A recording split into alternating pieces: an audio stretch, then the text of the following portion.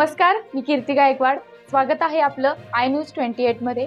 चला तर मग जाणून घेऊयात महाराष्ट्रातल्या ताज्या घडामोडी. राष्ट्रीय स्वयंसेवक संघाच्या स्वयंसेवकांकडून निमतलाई येथील हनुमान मंदिरात हनुमान चालीसा पठण व संघ बैठक संपन्न. राष्ट्रीय स्वयंसेवक संघाच्या स्वयंसेवकांनी निमतलाई येथील हनुमान मंदिरात हनुमान चालीसा पठण करून धार्मिक वातावरण निर्माण केले. संघाच्या विचारधारेनुसार युवकांनी समाजहिताच्या कार्यात सक्रिय सहभाग घ्यावा, या उद्देशाने हा उपक्रम हाती घेण्यात आला. या प्रसंगी संघाच्या बैठकीचेही आयोजन करण्यात आले होते. बैठकीत संघटनात्मक कार्याबरोबरच युवकांसाठी विविध उपक्रम राबवण्याच्या दृष्टीने चर्चा झाली.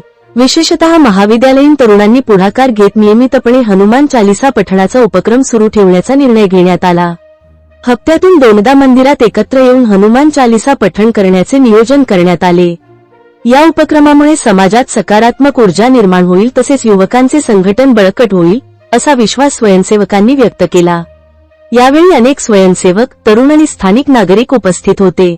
धार्मिक आणि सामाजिक एकात्मतेचा संदेश देत संघ स्वयंसेवकांनी हा कार्यक्रम यशस्वीरित्या पार पाडला.